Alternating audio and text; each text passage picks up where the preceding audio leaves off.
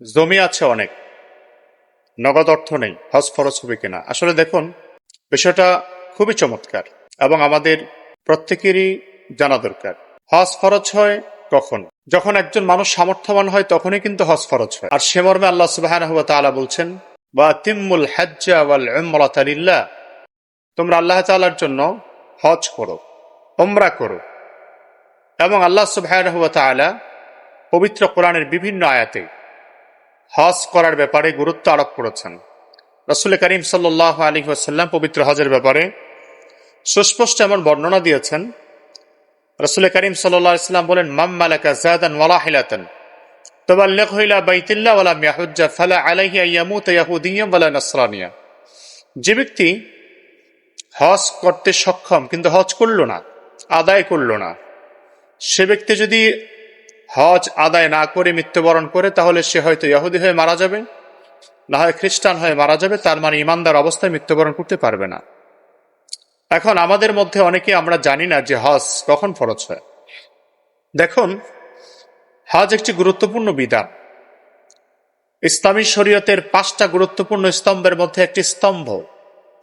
এবং হজটি ফরজ হয় যখন আপনার সে সামর্থ্য হয়। আর সামর্থ্যটা কখন? সামর্থ্যের বিষয়টা হলো যে 1 নম্বরে মুসলমান হওয়া, আকেল হওয়া, আকলমান হওয়া, বালেগ হওয়া, পাশাপাশি আপনি স্বাধীন মানুষ হওয়া, তারপর সামর্থ্যবান হওয়া। মানে সামর্থ্যের বিষয়টাতে এসেছে যে অনেকের যখন নগদ অর্থ জমে যায়, আর সে যখন এই নগদ টাকা যখন জমে, আর এই নগদ টাকা দিয়ে যখন নাকি সে এই পরিমাণ টাকা জমে যে সে চাইলে হজ করতে পারবে এবং তার পরিবার, এখানে কারো কাছে ধারস্থ হতে হবে না, পরিবারের খরচকে সে মেটাতে পারবে। ওই পরিমাণ নগদ অর্থ যখনই জমা হবে তখনই তার জন্য হজ খরচ হবে। কিন্তু একটা বিষয় হচ্ছে, অনেক গ্রাম অঞ্চলের মানুষ আছে যাদের বিঘায় বিঘায় জমি আছে কিন্তু তার নগদ অর্থ নেই, তাহলে তার জন্য হজ ফরজ হবে কিনা, বিষয়টা কি? আসলে এ বিষয়ে আমি বলতে চাই যে জমিটা কি পরিমাণ আপনাকে নির্ধারণ করতে হবে যে এটা আপনার জন্য কতটুকু প্রয়োজন। প্রয়োজনীয় জমি ব্যতীত বাকি জমি যদি বিক্রি করেন, আর সেই বাকি জমিটা বিক্রি করলে যদি আপনার হজের টাকা হয়ে যায়, আর এই ক্ষেত্রে আপনার পরিবার কারো কাছে ধারস্থ না হয়, তাহলে আপনার জন্য হজ ফরজ। এখন আপনি নির্ধারণ করবেন আপনার প্রয়োজনীয়তা কতটুকু। কারো কাছে শুধুমাত্র 3-4 বিঘা জমি আছে, এতে করে দেখা যায় এই 3-4 বিঘা জমিতে সে চাষাবাদ করতে হয়, আর চাষাবাদ করলে তার পরিবারের খরচ নির্বাহ হয়। আর এতে করে সে যদি পরিবারের খরচ নির্বাহ করতে গিয়ে যদি জমি বিক্রি করে দেয়, তাহলে পরিবারকে নিয়ে কোন ঠাসায় পড়তে হবে। তাহলে 3-4 বিঘা 5 বিঘা জমি থাকলেও তার জন্য হজ ফরজ নয়।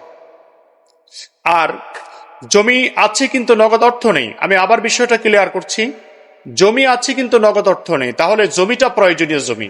তার মানে অনেকের যদি 5 কাঠা 10 কাঠা জমি থাকে, আর 5 কাঠা জমি রেখে বাকি 5 কাঠা 3 কাঠা 2 কাঠা বিক্রি করলে তার হজের টাকা হয়ে যায়, আর তার পরিবার কারো কাছে ধারস্থ হতে হবে না, তাহলে তার জন্য হজ করা ফরজ এবং সে ফরজিয়ত থেকে তাকে মওকুফ করার কোনো সুযোগ নেই। সুতরাং আশা করি প্রয়োজনীয় জমি যেটা সেটা আমাদেরকে নির্ধারণ করতে হবে। এই প্রয়োজনীয় জমি নির্ধারণ করে আপনাকে ডিসিশন নিতে হবে আপনার জন্য হজ ফরজ কিনা। আশা করি এই বিষয়টা বুঝতে পেরেছেন। আল্লাহ পাক যেন আমাদেরকে পবিত্র মক্কাতুল মুকাররমায় যাওয়ার তৌফিক দান করেন, আমিন।